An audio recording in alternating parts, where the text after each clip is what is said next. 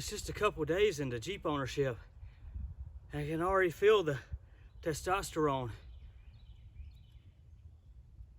evacuating my body.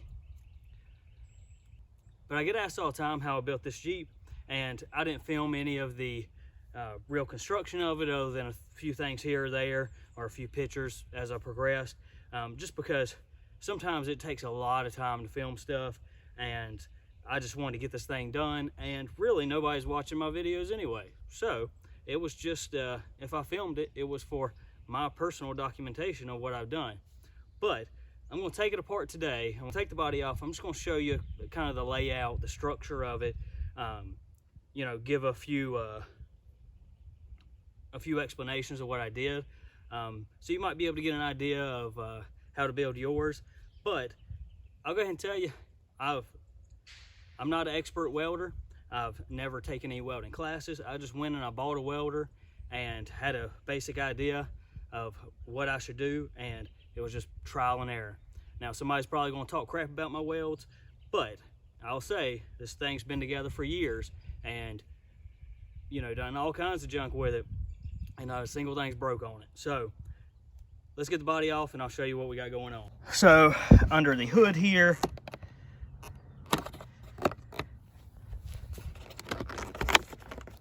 is where we have our gas tank, which I think looks pretty sleek. It's just the gas tank that came on the 79cc Predator that we have on this thing. Just drilled some holes in the body and have zip ties holding it in place. But I have the body secured to the frame up under this pile of leaves. There's a bolt going through there, and there's one under the tank in the same spot. And then the other mounts for the body are right here under the seat. So you see we have our engine mounted right under the seat. You just got to keep your feet forward here. If you get your shoe too far back, it'll rub on the clutch here. I really need to just build a guard or something, but I haven't got around to it, and I'll do fine with it. We've got our cutoff right here, easily accessible. Just reach between your legs. And we have a hand throttle. This thing doesn't have any brakes, so that's why you don't see any brakes. That cable is real short. It just connects right here to the engine.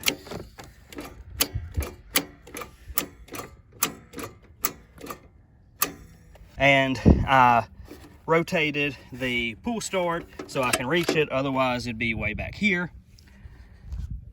But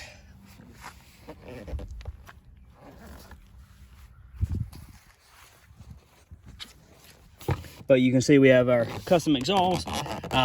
This isn't the most efficient exhaust. It's a pretty sharp turn there without a lot of space for the exhaust to go, but that's what we had to do to get it. But that's what I had to do to get it to clear the sprocket there. So you see they're pretty close, and the bolts, when they rotate, are even closer. So it works though, and we got it coming out the back of the frame there. This pains me, but I'm doing it just for you.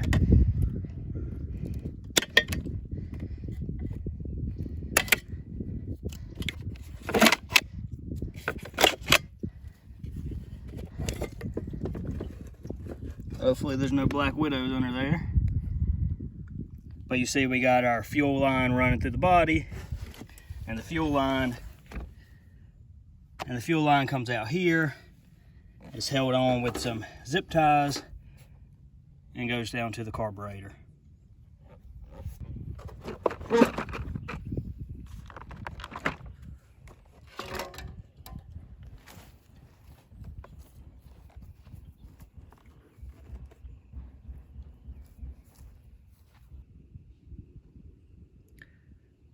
So there it is without the body. This thing almost looks cooler without the body as it does with it. But almost everything on this thing I built from scratch. You know, I bought a few things like the brackets for the spindles and the spindles, the tie rod ends, you know, a few things here or there, the sprockets, the mounts for the axle bearings and the axle bearings, but almost everything else was built from scratch. I got all my metal at Lowe's. It's just angle iron and some flat steel, and then some sheet metal. You know, tubing would be a lot better, but this is what I had available and what was affordable at the time.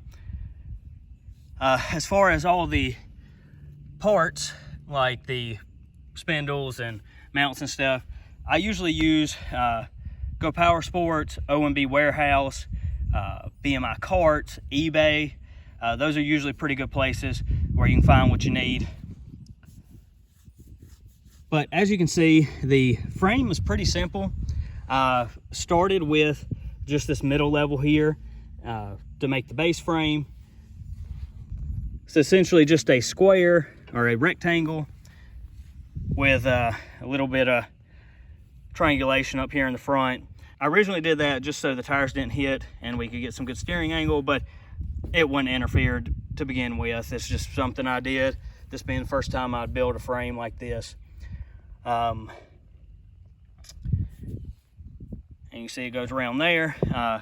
Everything else was built on top or below that kind of base frame. So I built this portion here.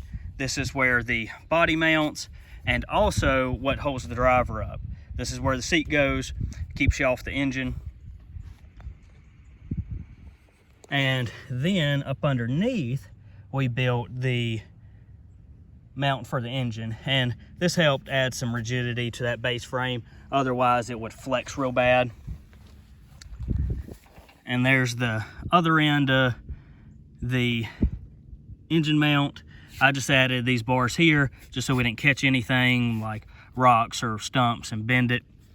But something that I think is pretty cool is the engine is mounted to these bars here. You can see it mounted down in there. And all you have to do to remove this engine is undo these bolts here and these two bolts down here. And that engine just drops out underneath.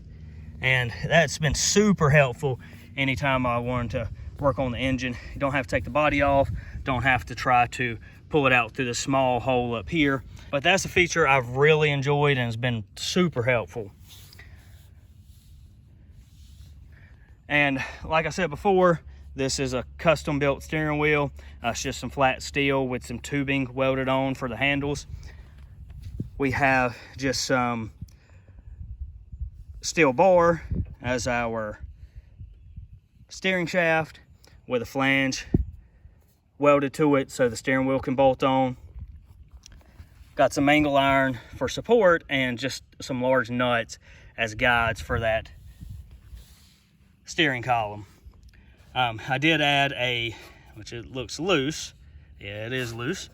But I did add a little stopper to keep the steering rod from moving back and forward, because otherwise it just bottoms out on the frame here and won't move.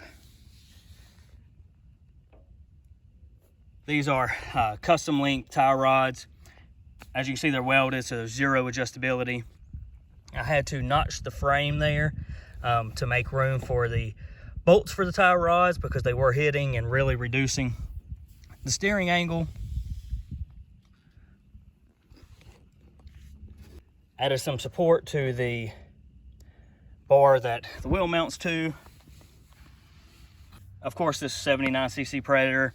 If I had to do it again, I'd probably go at least with a 212 because this engine really is just struggles. It doesn't have a whole bunch of torque, so it really struggled to get moving, but it can pick up some speed once it gets going. Definitely enough speed for a Barbie's PowerWheels Jeep. But custom intake, this is probably the worst thing on this engine. Just threw something together real quick and it's worked, and I just never got back around to doing something nice. At the time, I didn't have any tubing that had any bends in it, so I kind of cut some angles on some stuff and just threw it together. We're just using a basic clutch and I got the biggest sprocket I could for this thing to try to maximize the torque, since we're not using a torque converter or anything like that. It's a 78 tooth sprocket, and that's just enough that it's not bigger than the wheel and we're not riding on the sprocket instead of the wheels. So for the axle, it's just the old go-kart axle that I pulled off of something else. It was warped. I cut it down to the length I need, and I bought a die to put some threads on a 1-inch axle. And that thing was super expensive for a die. It was like 40 bucks and didn't even come with the tool you needed to hold it, which was another good chunk of change. But having that die to cut threads on 1-inch axles has opened up a ton of possibilities, at least as far as having custom go-kart axles goes. And it's a beast to get those threads on. It takes a lot of strength and effort to get those threads in there, but you see it worked. And as you can see, we welded our bearing hangers there to the frame and have our axle bearings.